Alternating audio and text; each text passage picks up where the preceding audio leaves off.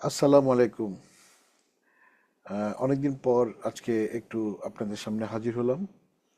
আহ, একটা টপিকস নিয়ে আজকে কদিন যাবত আমি ফেসবুকে লক্ষ্য করছি।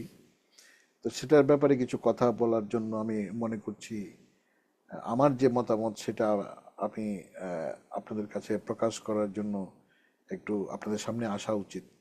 সেজন্যই আসলাম। আশা করি আপনারা সবাই ভালো আছেন। টপিকসটা হলো ডক্টর প্রফেসর মোহাম্মদ ইউনুস। উনি আমাদের বাংলাদেশে বর্তমানে ইন্টারিম গভর্নমেন্টের চিফ অ্যাডভাইজার হিসেবে দায়িত্ব পালন করছেন। উনি আমার অত্যন্ত প্রিয় একজন ব্যক্তিত্ব। উনি আজকে না, আমার অনেক আগে থেকেই উনি আমার অনেক প্রিয়। আমি ওনাকে পছন্দ করি এবং আমি ওনার ওনার সব কিছুই আমি ফলো করে আসতেছি। তারপর উনি ইন্টারিম গভর্নমেন্টের অ্যাডভাইজার হলেন। উনি আমাদের দেশের যে দায়িত্ব নিয়েছেন এটা আমি কংগ্রেচুলেট করেছি এবং আমি ওনাকে যতটুকু ওনাকে এক্সপোজ করার আমি করার চেষ্টা করেছি এবং এখনও আমি করে যাচ্ছি। আমি আমার উনি যখন উনি যখন মামলায় জর্জরিত তখন স্বৈরাচারের আমলেই আমি নিজে ওনার ঢাকা ওনার ওনার ওনার অফিসে গিয়েছি এবং আমি আমি as a convener 38 FOBANA convention Maryland 2024-এর হয়ে আমি ফোবানা পক্ষ থেকে ওনাকে আমি আমার ফোবানাতে আসার জন্য চিফ গেস্ট হিসাবে ওনাকে আমি অনুরোধ করেছিলাম। ওনাকে আমি একটা ইনভাইটেশন করেছিলাম। উনি ওনার শারীরিক এবং ওনার অন্যান্য যে মিটিং ছিল এটা কনফ্লিক্ট হওয়াতে আমাদের ডেটে উনি অ্যাটেন্ড করতে পারবেন না বলে উনি জানিয়েছিলেন। উনি খুব সুন্দরভাবে মার্জিতভাবেই আমাকে মেল করেছিলেন।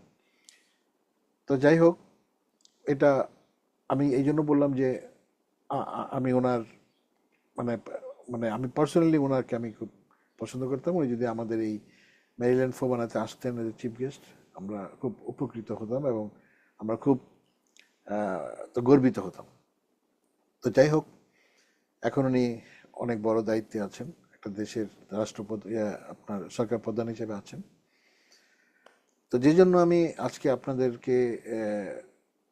সামনে আসলাম একটা বক্তব্য নিয়ে। সেটা হচ্ছে যে আজকে প্রায় ঈদের পর থেকে দেখছি যে উনি মানে ওনাকে আগামী 5 বছর ক্ষমতা রাখার জন্য সবাই অনুরোধ করে আসছেন, দাবি করে আসছেন। যার যা মতামত, পার্সোনালি হোক দলীয়ভাবে হোক, ওনাকে অনেকেই 5 বছর অথবা 10 বছর অথবা উনি যতদিন বাঁচেন, উনি ততদিন পর্যন্ত উনি ক্ষমতায় থাকবেন এবং একেবারে ওনাকে রাখার জন্য সবাই অনুরোধ করছেন এবং আহ, দাবি জানাচ্ছেন। হ্যাঁ, আমরাও চাই উনি আমাদের বাংলাদেশের জন্য একটি একটা মাইল ফলক হিসাবে একেবারে থাকুক। তবে আমার একটা মানে অনুরোধ আপনাদের কাছে। দেখেন, বাংলাদেশ একটা গণতান্ত্রিক দেশ। গণতন্ত্রের প্রধান চর্চাই হচ্ছে নির্বাচন। অনির্বাচিত একটি সরকার এতদিন থাকতে পারে না। এটা আসলে আহ, এটা আসলে গণতন্ত্রের ইয়াতে কার্যকলাপে আপনার পড়ে না। একটা নির্বাচিত সরকার আসুক, যেই আসুক, দেশে একটা নির্বাচন হোক এবং একটি নির্বাচিত সরকার আসুক, যে যেই যে আসুক। আমাদের দেশে অনেক অনেক পলিটিক্যাল পার্টি আছে। একটি নতুন ও একটা পার্টি অলরেডি ওপেন হয়েছে, আপনারা জানেন, এনসিপি। তারপরে আপনার অন্যান্য পুরনো পার্টিও আছেন, পুরনো দল দল অনেক ভালো ভালো নেতা আছেন আমাদের দেশে। আমি তো অনেকের সাক্ষাৎকার শুনি, তারপরে আপনার ই করি। তো আসেন, যে যেই দলই ক্ষমতায় আসুক না কেন, রাষ্ট্রের দায়িত্ব, সরকারের দায়িত্বে আসুক না কেন, আমরা যদি এটা আহ, ঠিক করি যে আমরা যে দলই ক্ষমতা আসুক না কেন, যে দলই সরকার গঠন করুক না কেন, সেই সেই দলই প্রফেসর ডক্টর মোহাম্মদ ইউনুসকে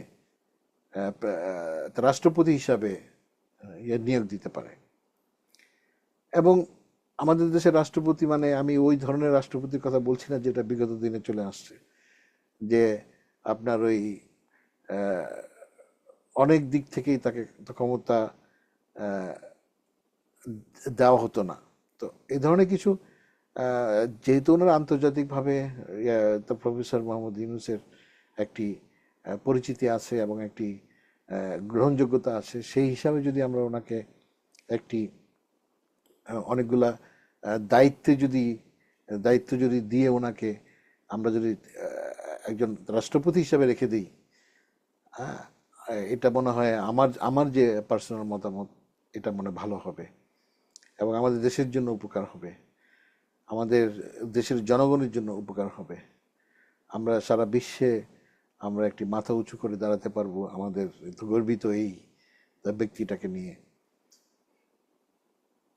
এটা ধরেন 5 বছর উনি, আল্লাহ যদি ওনাকে হায়াতে বাঁচায় রাখে, উনি 5 বছর রাষ্ট্রপতি হিসেবে দায়িত্ব পালন করলেন, তারপরে উনি যদি আবার যে সরকার আসবে 5 বছর পর ইলেকশন, সেই ইলেকশনে যেই যেই সরকার আসবে উনিও যদি আবার ওনাকে কন্টিনিউ করে, অথবা ওনাকে কন্টিনিউশনের যে একটা রাস্তা সংসদে আছে, যে সংসদের সংসদ সদস্যদের ভোটে ওনাকে নির্বাচিত করা হবে, এই ধরনের যদি কোনো পদ্ধতি অ্যাডপ্ট করা থাকে, তাহলে অবশ্যই আমরা ওনাকে পরবর্তীতেও আমরা ওনাকে দ্বিতীয়বারের মতো তার রাষ্ট্রপতি হিসাবে আমরা পেতে পারি। তো একটি গণতান্ত্রিক দেশে নির্বাচন ব্যবস্থাই হচ্ছে সবচেয়ে বড় জিনিস। সংস্কারের ব্যাপারে কথা আসছে, সংস্কার অবশ্যই থাকবে। যেই সংস্কার করলে নির্বাচন একটি সুষ্ঠু এবং ফলপ্রসূ একটি নির্বাচন অনুষ্ঠিত করা যেতে পারে, সেই সংস্কারগুলো করেই আমার মনে হয় নির্বাচনে আমাদের যাওয়া উচিত। নির্বাচিত সরকার বিশ্বের একটি গ্রহণযোগ্যতা থাকে। আমরা যে ইনভেস্টারগুলা, এই যে আমাদের ইনভেস্টারগুলো মানে ইচ্ছা প্রকাশ করতেছে, বিদেশি ইনভেস্টার, ওনারাও দেশে আসবেন একটি সরকারের সাথে, একটি নির্বাচিত সরকারের সাথে উনি চুক্তিবদ্ধ করে এখানে তারা ইনভেস্টমেন্ট করতে ইন্টারেস্ট হবেন, এবং অন্যান্য দেশের কূটনৈতিকভাবেও আমাদের সাথে সম্পর্ক ভালো থাকবে।